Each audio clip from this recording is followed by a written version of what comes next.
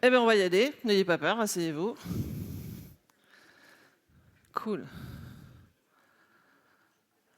Petit exercice de style. Qui parmi vous utilise Spotify au quotidien dans son téléphone? On lève la main, s'il vous plaît. Très bien. Ça a son importance. Donc, on va parler du Spotify modèle vu de l'intérieur. Je vais passer très vite là-dessus parce que j'ai déjà parlé un petit peu de Spotify hier.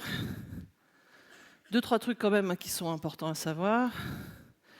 Donc c'est créé par 2 personnes, Daniel Ek, Martin Lorenz. Martin il est plutôt côté commercial.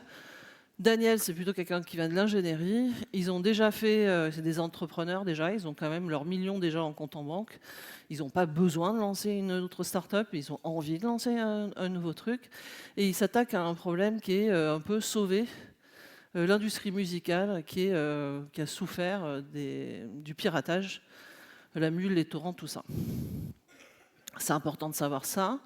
Pourquoi? Parce que Daniel a une culture d'ingénierie très forte et ça va définir un peu la culture de l'entreprise. Ils se disent qu'il y a moyen de faire du stream, hein, du téléchargement de musique sur Internet, de garder l'expérience utilisateur, d'avoir de la musique avec soi tout le temps, mais de le faire de façon légale et en rémunérant les ayants droit. Je vous arrête tout de suite. Si vous avez des questions sur le modèle économique, on les traitera enfin. J'ai la réponse à cette question-là. Et pour faire ça, comme c'est très compliqué, on est en 2006, donc la téléphonie mobile, c'est pas la téléphonie mobile d'aujourd'hui, c'est essentiellement du desktop, etc. C'est très compliqué, la compression du son, le streaming, tout ça. Donc il va s'entourer d'une vingtaine de développeurs, d'ingénieurs, qui sont plutôt assez seniors, qui ont fait des écoles d'ingénierie avec lui, qui ont une culture agile déjà assez forte, qui étaient plutôt biberonnés à de l'XP. Et cette équipe-là, il va leur dire vous êtes les meilleurs, vous êtes plus compétents que moi, auto-organisez-vous, je vous fais confiance, vous avez tous les moyens, c'est vous qui trouvez le moyen de résoudre mon problème. Et c'est cette première équipe de 20 personnes va poser toutes les bases de comment ils veulent travailler. Donc avec de l'architecture émergente, avec du TDD, avec du pair programming, avec des exigences au niveau du code qui sont très très élevées, avec la possibilité pour chacun des développeurs de choisir la façon dont il veut coder, l'environnement de développement, les outils, l'infra, tout ça ils sont aux commandes dès le jour 1. Et ça va bien marcher. En 2 ans, ils sortent la première partie de Spotify. Ils partent à l'assaut de leur marché. Alors sur le côté commercial, ils ont été moins doués que sur le parti ingénierie, puisqu'ils se sont attaqués d'abord au marché suédois. Si vous connaissez la Suède, c'est tout petit, c'est pas là où vous allez faire le plus de... Il y a quelques millions de Suédois. Mais très rapidement, ça fonctionne. Ils se lancent après sur le mobile, ils partent à l'attaque des États-Unis. Pour attaquer les États-Unis, il faut faire un peu grossir la plateforme, il faut aussi migrer les serveurs, il faut recruter de plus en plus de gens. Et l'équipe de 20 personnes qui était plutôt à Stockholm, colocalisée, que des ingénieurs très seniors dont on a parlé tout à l'heure, elle s'est étoffée au passage. Elle est passée de 20 à 200-300 personnes, avec des diversités de profils, des plus juniors, des plus seniors, des moins techniques, etc. Et puis surtout, elle s'est distribuée entre Stockholm et New York. Et du coup, l'auto-organisation émergente, spontanée, elle commence à stretcher, à avoir des limites. Hop. Je crois qu'ils assistent à une conférence où ils font venir Henrik sur une conférence sur les organisations en mode des tribes. Il y a un bouquin, vous verrez, je le mets en bibliographie. Et ils recrutent Henrik Nibert et Anders pour les aider à restructurer, à réorganiser les équipes. Mais en gardant les paramètres culturels du départ, c'est-à-dire ça vient des équipes, c'est émergent, c'est fortement drivé par la culture d'ingénierie. Et donc ils vont faire ça un peu en mode bottom-up, en mode un peu open space, en open forum. Ils vont décider comment on veut faire, comment on veut s'organiser, etc. Ils vont proposer des choses tous ensemble. Ils vont décider, ils vont expérimenter, ils vont pratiquer. Et en 2012, Henrik va publier un document qui va faire date, qui s'appelle Scaling Agile à Spotify, qui est un PDF que vous avez sûrement lu. Qui c'est qui l'a lu?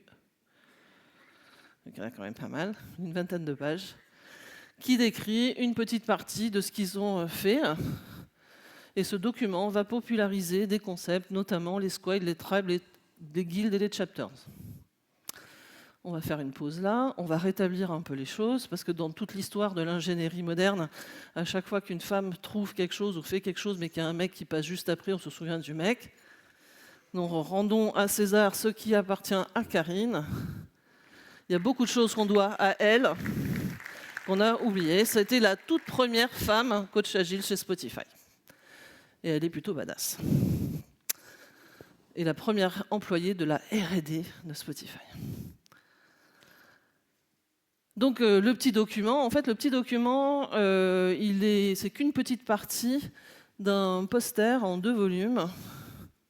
Donc le document PDF, je ne sais pas si le pointeur va marcher, ça traite que du petit machin là-haut, mais il y a tout un tas de choses qui sont représentées sur ces 2 posters. Ça, c'est le poster numéro 1 et le poster numéro 2. J'attire votre attention que le nom du poster s'appelle Spotify Engineering Culture et pas Spotify Agile Model. Ça décrit pas mal de choses, ça décrit comment on veut organiser les équipes ensemble, on en a parlé, ça décrit le style de management qu'on veut avoir, le curseur entre l'ours Baloo et Dark Vador par exemple. Ça décrit comment on veut aussi découper notre produit logiciel pour permettre aux équipes d'être complètement autonomes. Donc on va parler de découplage. Ça décrit aussi leur modèle aussi de collaboration entre équipes qui est basé sur... Non.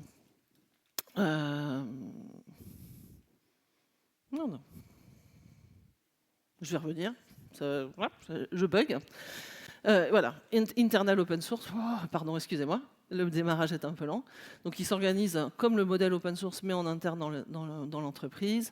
Ça écrit aussi comment ils veulent pratiquer les tests. Ça parle de comment ils veulent faire leur release. Ça parle de comment ils veulent décider ensemble, de comment ils veulent faire des tests, qu'est-ce qu'ils priorisent. On voit par exemple qu'ils décident de prioriser l'impact par rapport à la vélocité. Ça décrit pas mal de choses. Et Henrik a un talent quand même, il faut lui reconnaître ça, c'est un excellent vulgarisateur. Je ne sais pas si vous avez eu la chance de voir Henrik en conférence, mais c'est assez agréable de le voir en conférence. Il a un vrai talent pour expliquer de façon très très simple et très vivante des choses assez complexes. Il est très connu notamment pour le petit truc sur le product ownership in a nutshell. Si vous êtes coach agile, vous l'avez forcément présenté en introduction de toutes vos formations à vos élèves. Si vous avez été formé, vous l'avez forcément vu. C'est son talent. Et donc, il fait des cycles de conférences et il passe en 2012 ou 2013, je crois que c'est à Grenoble, et à Agile Grenoble, il me semble. Et comme beaucoup de gens ce jour-là dans la salle, moi, je suis tombée amoureuse. Je suis tombée amoureuse de ce modèle-là, c'était ça, quoi. C'était ça qu'on voulait faire. Je faisais de l'agilité depuis quelques années déjà, mais jamais personne n'en avait parlé comme ça, à l'échelle d'une entreprise en entier, et qui résonnait tellement sur toutes les valeurs du manifeste agile. Et puis, ça leur réussit pas mal à Spotify, parce que vous vous souvenez, je vous ai demandé qui c'est qui a Spotify dans mon téléphone. Vous avez massivement levé la main. C'était un petit truc très facile pour moi, parce que je sais que vous êtes très nombreux, vu qu'il y a 7% de l'humanité tout entière qui utilise Spotify aujourd'hui, et 3% qui payent pour ça. On peut dire que c'est un succès commercial. Et du coup, dans la tête des gens, je pense qu'il y a eu une association entre le succès commercial et le petit document PDF dont on a parlé.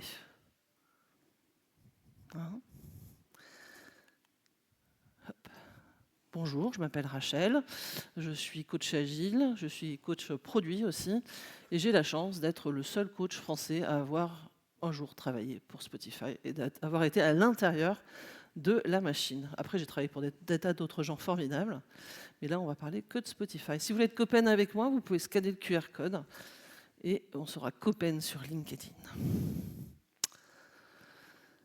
Je me suis demandé quelle était la meilleure façon de vous parler de Spotify. Et je vous propose de suivre les pas de Anna, qui est Software Engineer à Spotify. Alors le fait que j'ai choisi une ingénieure, c'est pas par hasard, puisque 60% des effectifs de Spotify sont des ingénieurs.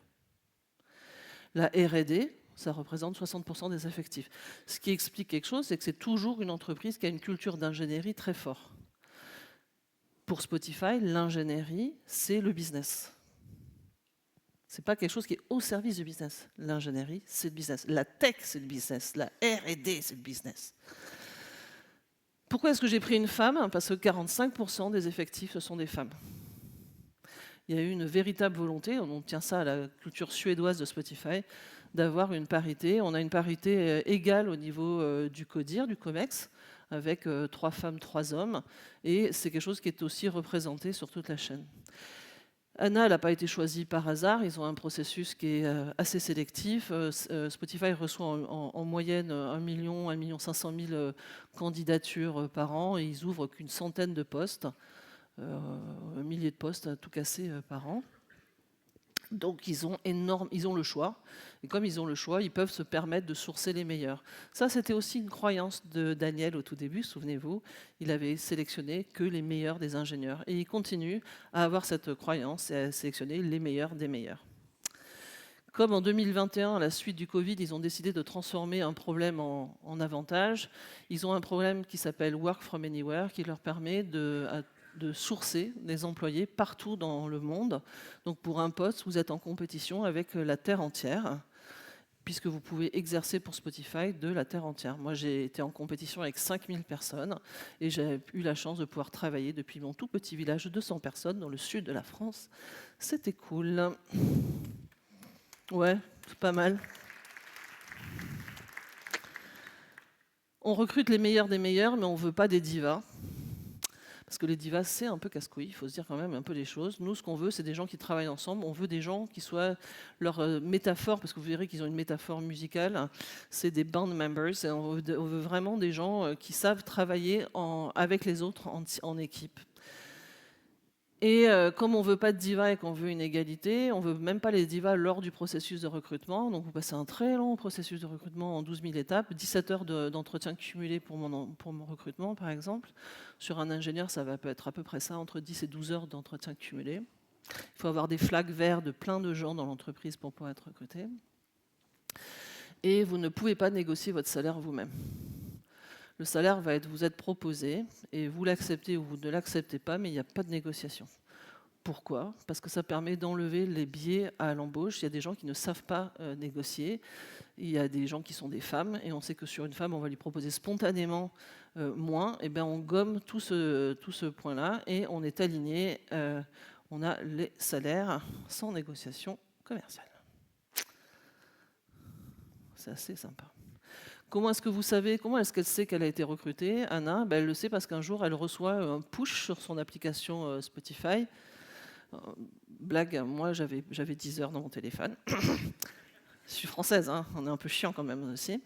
Vous recevez une playlist et la playlist s'appelle We Need You. Et si vous faites attention, le nom des titres des chansons, ça vous dit We Need You on the team when you are ready to come, with kind regards, etc. C'est comme ça que vous savez que vous avez été recruté. Donc là, moi, je suis retombée amoureuse sévère. Et ça fait partie de la culture de l'entreprise. Ça crée cette relation très très forte d'adhésion avec l'entreprise. Adhésion encore plus forte que quand vous êtes salarié de Spotify, vous êtes aussi propriétaire de Spotify parce que par défaut, on va vous donner des actions directement. Vous allez devenir copropriétaire de Spotify. Et donc, vous allez avoir un intérêt dans la réussite collective de l'entreprise. Vous n'aurez jamais de bonus individuel, vous aurez des actions qui vous rapporteront ou vous perdrez de l'argent si l'entreprise va bien ou va mal, donc c'est les efforts collectifs. Anna, elle va avoir un processus d'onboarding qui va être très long, qui fait aussi partie de la culturation du modèle Spotify. Dans le pré-onboarding, on va lui demander qu'est-ce qu'elle veut utiliser pour travailler. Elle va avoir le choix de ses machines. Vous avez le droit de choisir des Mac, des PC, ce que vous voulez. Si elle travaille à la maison, elle va pouvoir choisir son bureau up and down, sa chaise, elle va tout recevoir livré. Et tout est fait de façon assez tranquille pour que le jour J, vous soyez pile poil équipé pour commencer à travailler. Le processus d'onboarding, il est assez rigolo parce qu'il est en entonnoir. Vous allez commencer par 5 jours. On va vous faire voyager à Stockholm. Vous allez rencontrer les Suédois, la culture suédoise. Et il y a ce qu'on appelle les Intro Days. Et durant les Intro Days, vous allez rencontrer tous les nouveaux. Il faut que j'accélère. Tous les nouveaux, vous allez rencontrer les dirigeants et on va d'un seul coup partager tout avec vous, les chiffres, la réussite, le commerce. Voilà. C'est fun en même temps, c'est cool, il y a des concerts et tout ça. Vous commencez par la société, puis vous allez être dans votre BU, moi c'était la R&D, puis vous allez être dans vos missions, puis dans vos studios, et ainsi de suite. Vous avez un onboarding comme ça jusqu'à vous amener sur votre équipe. Et pour suivre ça, vous avez un petit Trello qui vous donne des missions un petit peu tous les jours pour vous accompagner à découvrir tout un tas de choses. Et l'une des missions les plus rigolotes que moi j'ai aimées, au début, c'était je devais prendre 2 cafés ou 3 cafés par jour avec des gens, les fameuses ficas suédoises, des gens aléatoirement pour les rencontrer et puis discuter avec eux. Et puis aller donner des feedbacks à des gens et en recevoir. Ça, c'était marrant. C'est très très long, c'est très très fun, je vous ai mis des photos. Tout est fait pour que vous continuiez à tomber de plus en plus amoureux de l'entreprise. Ça marche très très bien. Comme elle est à la R&D et qu'elle est ingénieure, elle a aussi accès dans son onboarding à travers le... Je suis fatiguée ce matin. À travers son écosystème, elle a accès en fait à des parcours de formation qui ont été créés par les ingénieurs eux-mêmes, pour les ingénieurs, ce qu'on appelle les Golden Pass. Et en fonction de ce qu'elle fait, est-ce qu'elle fait du front ou est-ce qu'elle fait du back, elle va pouvoir découvrir des exercices qui ont été créés par les ingénieurs pour lui apprendre à maîtriser le code source, la code base sur laquelle elle va travailler, les techniques qu'on utilise, les pratiques de développement qui sont la référence. Mais ça, c'est vraiment suggéré. Donc, c'est les Golden Pass et les Golden Tech. Ça n'est jamais imposé, mais c'est pour permettre à Anna de se focaliser, d'arriver tout de suite au meilleur niveau d'excellence que toute l'entreprise a. Ça réduit la courbe d'apprentissage et tous les exercices sont faits pour qu'elle travaille non pas sur des exercices de démo, mais directement sur du vrai code qui va partir en production. On vous donne assez rapidement les clés du camion et vous allez pouvoir travailler aussi en pair avec d'autres ingénieurs et amener aussi à les découvrir. Ce qui fait que très rapidement, vous arrivez à atteindre le niveau d'excellence et de qualité auquel tout le monde s'astreint. Et tout ça, c'est disponible en self-service sur Backstage.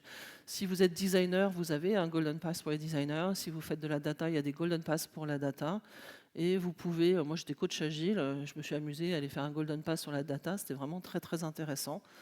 Voilà. Et vous êtes vraiment incité à le faire, vous avez du temps pour le faire. Le onboarding dure à peu près 6 mois, grosso modo. Ça ne veut pas dire que pendant 6 mois, on va attendre que vous soyez prêt pour travailler. Dès les 24 premières heures, on va vous proposer de prendre du boulot et de contribuer directement. Donc c'est à la fois très long et très rapide en même temps.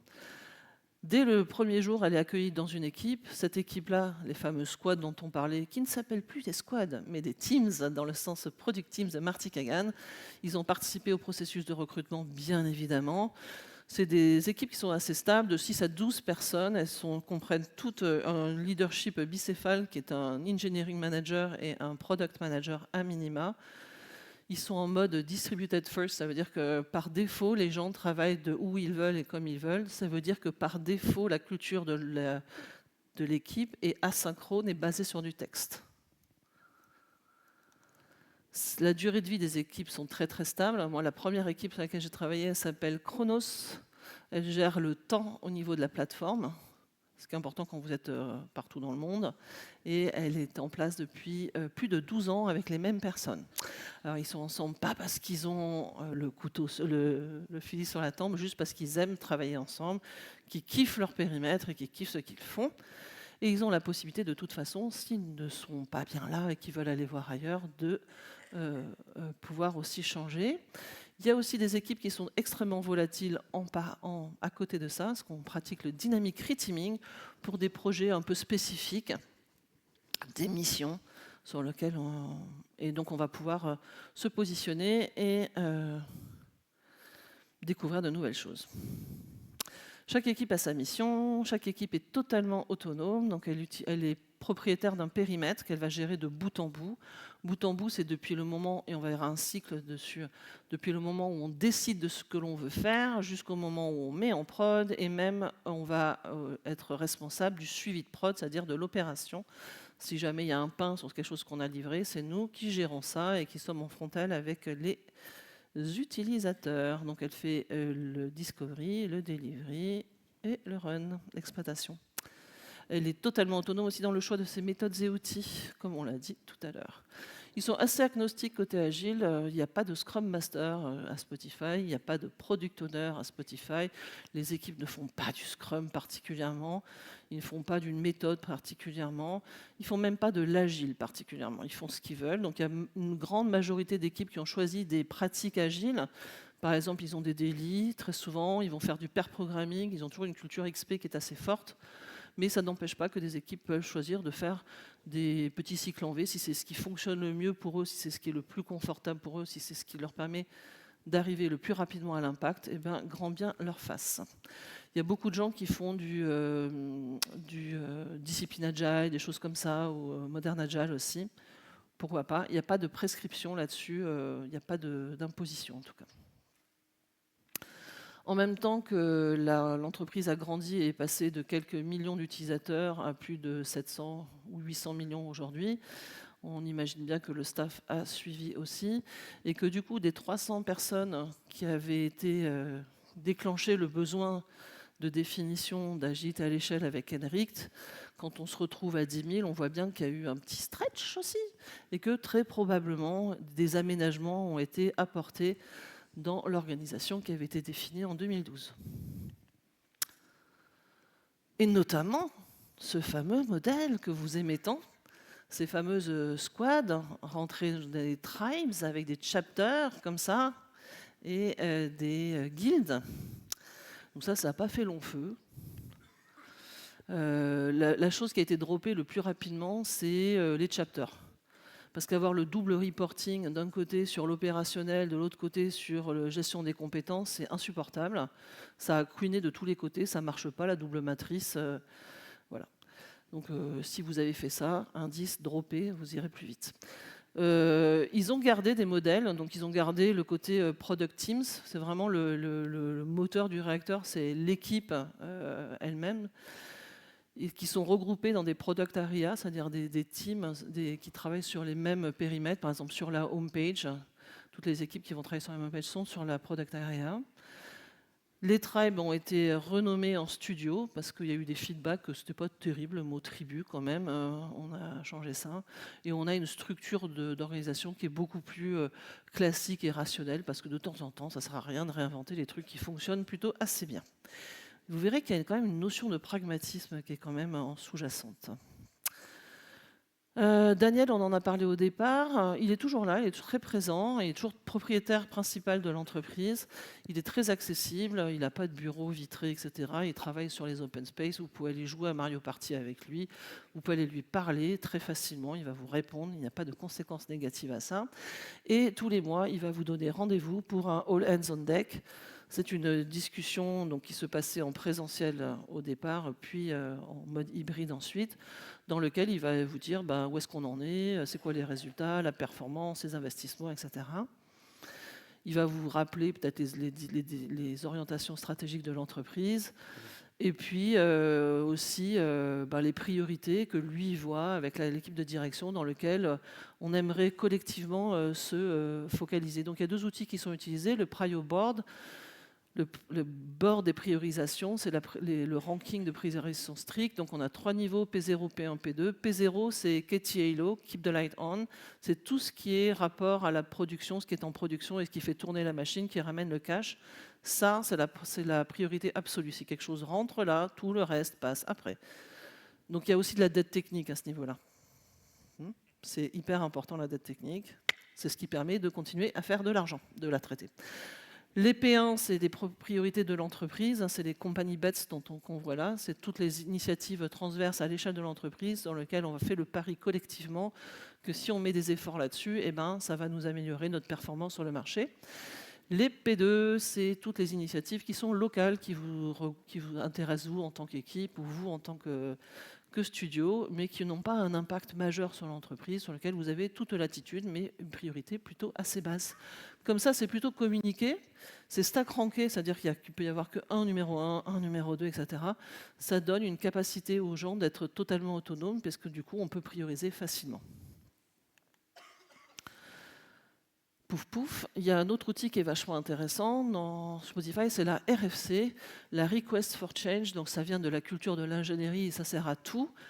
Et c'est la culture du consensus. C'est très simple. Si je vois quelque chose que je considère qui ne fonctionne pas, qui est cassé, qui est manquant ou qui n'est pas assez efficient, que ce soit sur la partie technique, le code, l'architecture, l'infra, que ce soit sur la partie produit ou même sur la partie organisationnelle, eh ben, je vais prendre un document Google Doc et je vais expliquer pourquoi, de mon point de vue, et sur quelle base de data factuelle, je considère que ça ne fonctionne pas. Donc c'est très rigoureux, en se basant sur telle donnée, telle observation, tac, tac, tac. Je considère que ça ne fonctionne pas parce que tac, tac, tac, tac, et vous faites des propositions. Après, vous partagez ça avec la terre entière à Spotify, à tout le monde. Les gens vont venir commencer à lire votre document. Si votre document est intéressant, ils vont probablement commenter, ils vont vous poser des questions. Et puis, plus de gens vont dessus, ça crée ce qu'on appelle une traction. Il y a des gens qui vont vous dire « Ah, c'est de la merde, ah, c'est trop une bonne idée ». Il va y avoir quelque chose. Plus votre idée est importante et géniale, plus vous allez aussi réagir, les gens qui vont commencer à commenter, plus votre idée elle va passer d'un petit document individuel, personnel, à quelque chose qui est de plus en plus gros. Quand le document arrive à toucher tous les gens de l'entreprise, c'est que c'est probablement une initiative intéressante pour l'entreprise, ça devient une compagnie bête, pouf, on revient à la slide précédente. Hop. Et on peut faire avec un petit Google Doc des changements incroyables, quels que soient les niveaux. C'est le truc qui m'a le plus bluffé. Il s'organise aussi en rythme, comme on voit qu'il y a des différentes échelles. On a l'échelle de l'entreprise, on a l'échelle des missions, des BU, on a l'échelle des équipes. On imagine bien que c'est pas possible de demander à tout le monde de faire exactement les mêmes choses en même temps. Donc du coup, ils ont des horizons de temps et de rythme très différents. Il y a des temps très longs, qui sont les temps de la stratégie d'entreprise sur 3 à 5 ans, avec des réunions, des activités stratégiques. Il y a des temps plus courts, qui vont être par exemple le temps à l'année des opérations, de la tactique. Et chacun de ces temps a ses propres rythmes et ses propres rituels et ses propres outils pour les structurer. On a le traditionnel Vision and Mission, on a la North Star pour l'intermédiaire. Vous avez des super articles de John Cutler sur son blog de Beautiful Mess là-dessus qui explique ça très très bien. Et on utilise des OKR plus ou moins bien à l'année pour les enjeux tactiques. On a aussi la même chose quand il s'agit de planifier.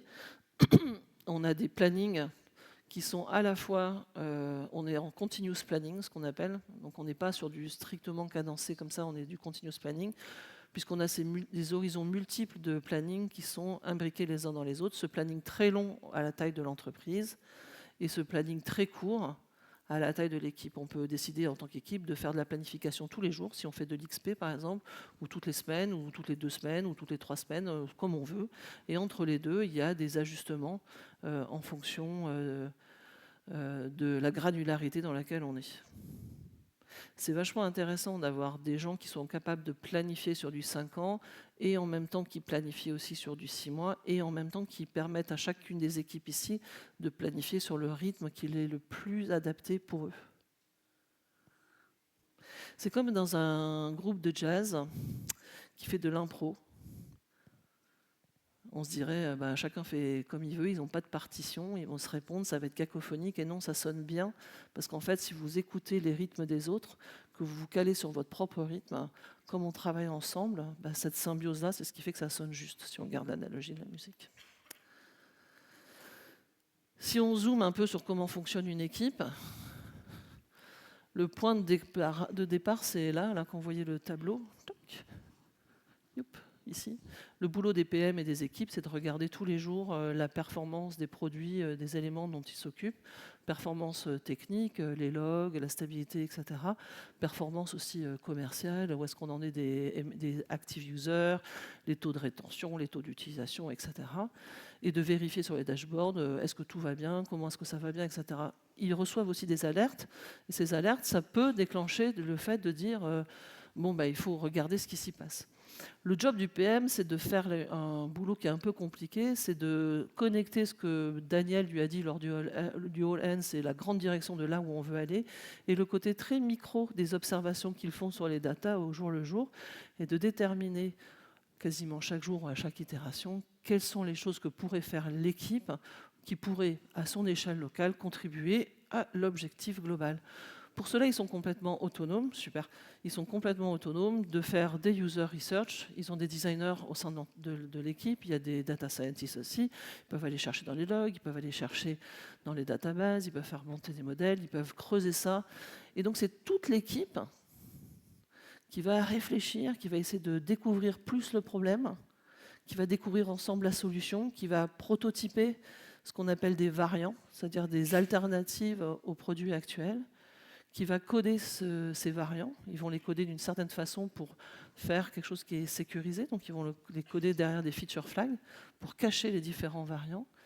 Ça va partir en production. Il y a une livraison, on en parlera un petit peu plus tard, toutes les semaines. Et derrière, une fois que le code a été livré, ils vont pouvoir, via la plateforme d'expérimentation, lancer, activer ou non les variants qu'ils ont identifier, vérifier les comportements en production de ces variants sur les objectifs qu'ils se sont fixés, voir si ça fonctionne, si ça a un effet positif, est-ce que ça a un effet négatif ou est-ce que ça a un effet positif avec des effets de bord, et sur cette base-là, décider de tuer ou valider une feature par eux-mêmes. Okay, que se passe-t-il s'ils ont livré du code moisi et que ça fait planter? Eh bien, ce n'est pas un stress. Pourquoi? Parce qu'ils peuvent faire kill switch, tuer la feature par eux-mêmes. D'accord? Donc il n'y a pas de drama. Ils ont déplacé l'importance de la question de devons-nous livrer. On ne se pose pas la question on livre à pouvons-nous killer le truc qui ne marche pas. Rinse and repeat. Ils utilisent une méthode qui est assez structurée pour faire leurs expérimentations. Donc ça, c'est la méthode qui a été créée par Anina Koshingen il y a quelques années à Spotify, qui s'appelle The Thoughtful Execution Framework. J'ai un objectif qui m'a été donné, quelles sont les datas dont je dispose qui me permettent d'apprendre sur cet objectif, quels sont les patterns que je vois, les compréhensions que j'en fais, comment est-ce que je peux en dériver des problèmes que je transforme en opportunités, quelles sont les hypothèses que je peux formuler sur ma capacité à influencer sur ce problème-là, quels sont les prototypes d'expérimentation que je peux lancer qui me permettent de tester si mon hypothèse était juste. Si vous aimez le produit, vous connaissez sans doute ce bouquin formidable qui s'appelle Continuous Discovery Habit de Teresa Torres, qui est une reformulation de ce framework qui avait été créé avant par Anina. Je vous conseille vraiment de le lire, il est très chouette. Ça, c'est une explication de comment ça... Je vous partagerai mes slides après, vous les aurez. C'est une explication de ce que ça donne sur un cas pratique avec les différents variants là, que vous voyez ici, des pages de présentation d'albums, pour voir si la présentation que l'on fait des albums peut entraîner un taux d'utilisation plus élevé ou pas. Libérer, délivrer, ça c'était intéressant. Comment est-ce qu'on fait de la release? Le but du jeu, c'est de releaser le plus tôt possible. Comme on veut aller très très vite, ça fait partie des croyances de Daniel Ek. Sa croyance et son motto, c'est écrit, c'est Speed is everything, parce qu'ils sont sur une stratégie de conquête de marché, souvenons-nous. Donc la vitesse est très importante. Mais la vitesse sans sécuriser, c'est du suicide. D'accord ? Donc c'est pour ça qu'on a des pratiques d'ingénierie très strictes, qui a énormément de qualité, que personne ne se pose la question de savoir s'il faut faire des tests, s'il faut faire du TDD, s'il y a de l'automatisation. Ça, c'est un given, c'est un standard, parce que c'est que comme ça qu'on peut aller très vite en production. Aller trop vite en production, c'est comme ça qu'on sécurise. Donc, voilà. On veut releaser très très vite. En parlant de release, on parlait des petits trains. Donc hier, on a parlé de Safe. Donc dans Safe, vous avez un truc qui s'appelle les trains agiles. C'est une mécompréhension complète de ce que c'est qu'un train de release. Un train de release, ça n'est pas une organisation, ça n'est pas une équipe d'équipes, c'est une stratégie de déploiement de version.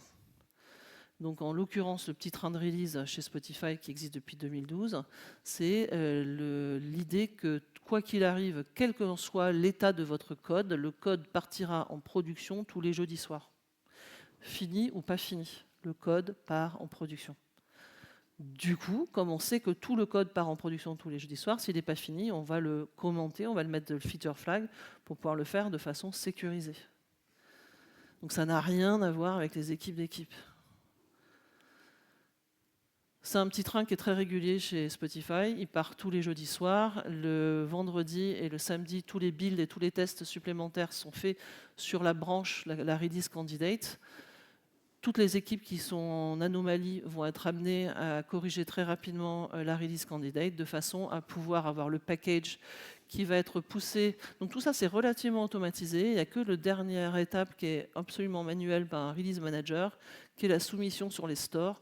Pourquoi ? Parce que la soumission sur les stores, c'est hyper pénible et que c'est plus rentable à ce stade-là d'avoir un humain qui fait ça bien que d'avoir des robots qui le font mal.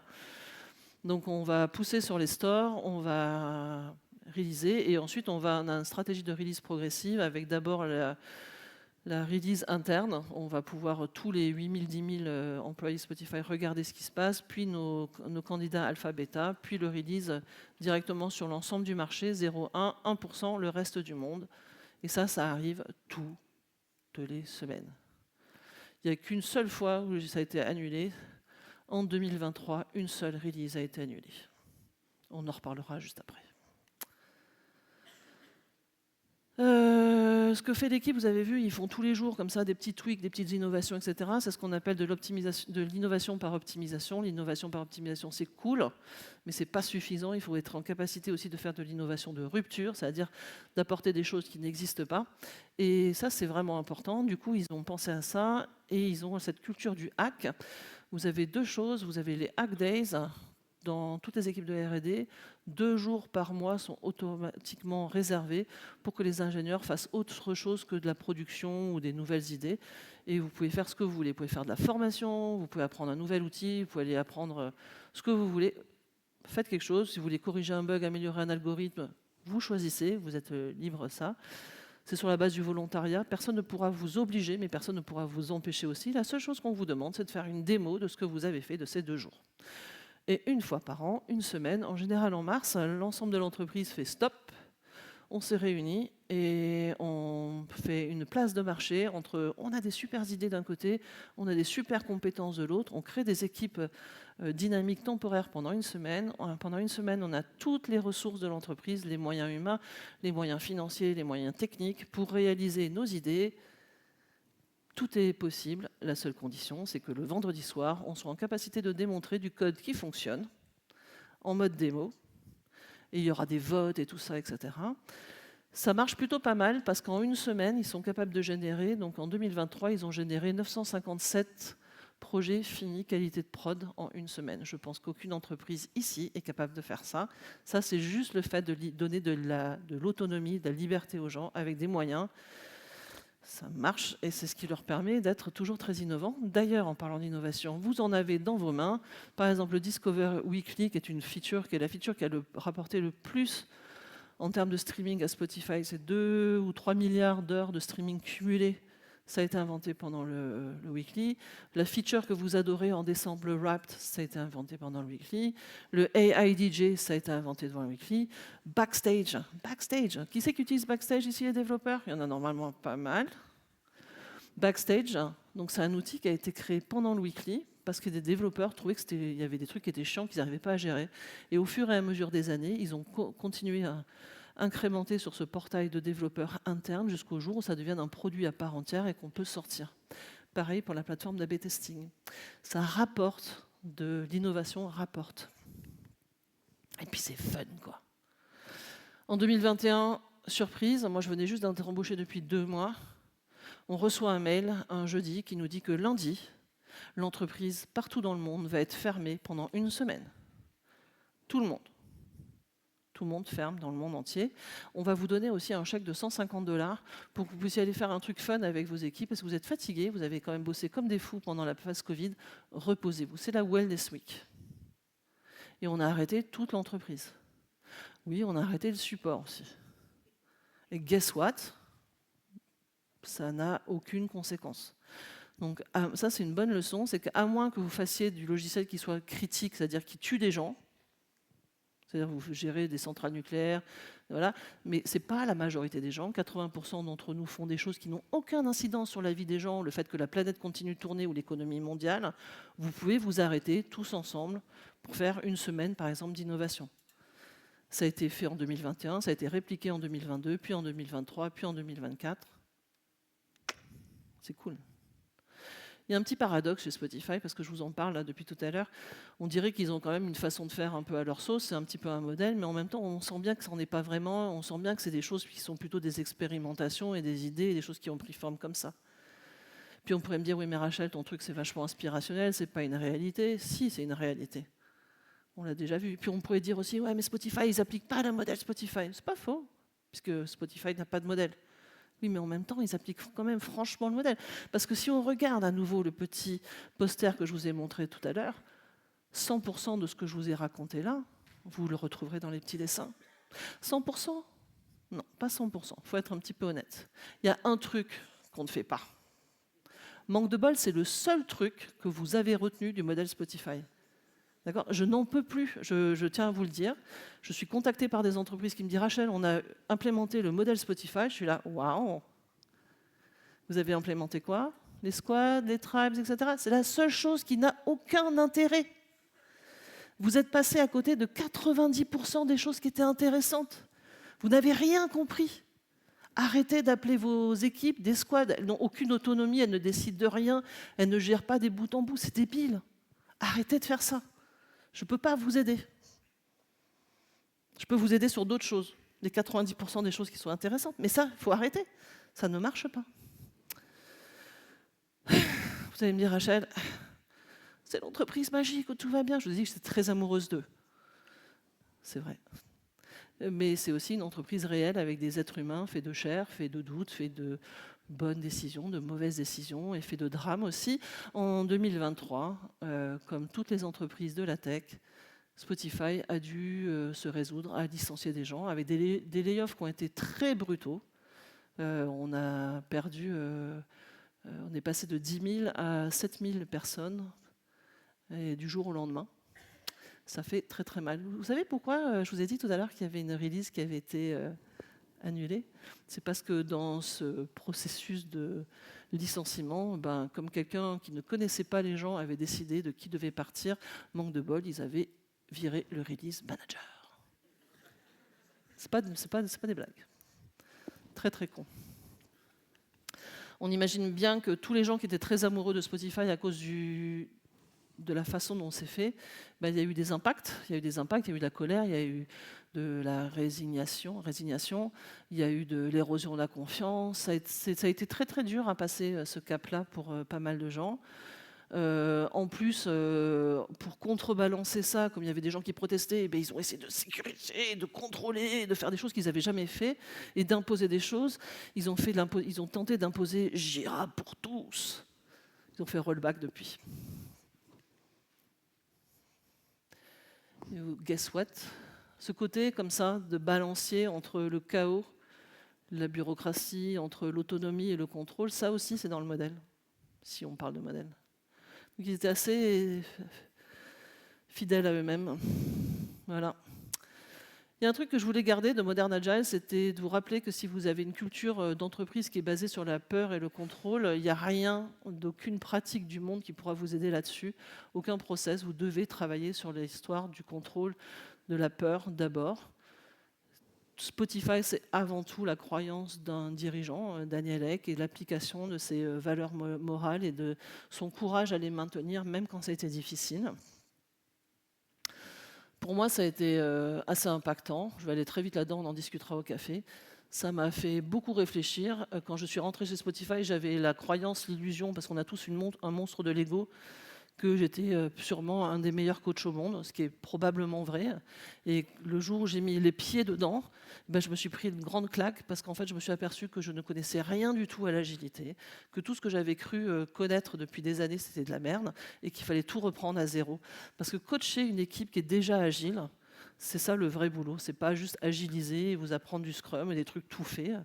Le vrai travail, ça a commencé pour moi à ce moment-là. À grand pouvoir, grande responsabilité. Les coachs agiles chez Spotify sont des gens qui ont beaucoup de pouvoir et il faut l'utiliser plutôt assez bien. Voilà, je suis presque pas en retard. Merci. Tac, je vous apprends du suédois en même temps. Ça veut dire merci. Merci aux organisateurs, aux sponsors, à vous d'être venus aujourd'hui. Si vous pouvez me laisser du feedback, ça me fait plaisir. Vous pouvez rester copains avec moi. Et Eido, ça veut dire au revoir.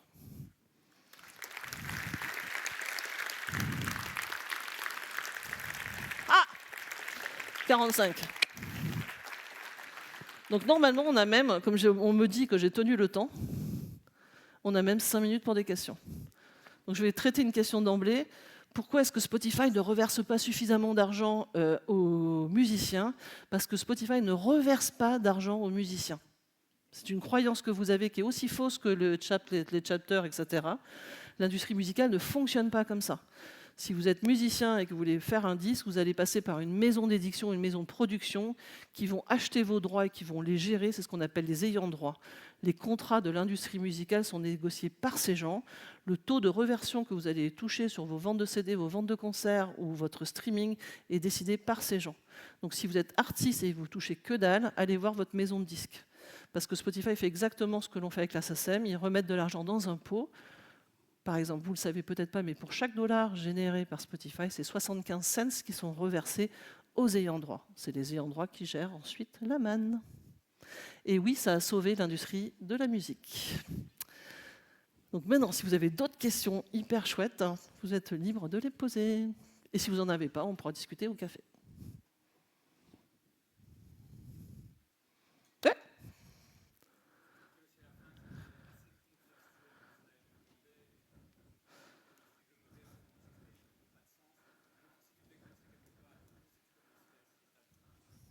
Je commencerai par la tête de l'entreprise, parce que le poisson pourrit toujours par la tête.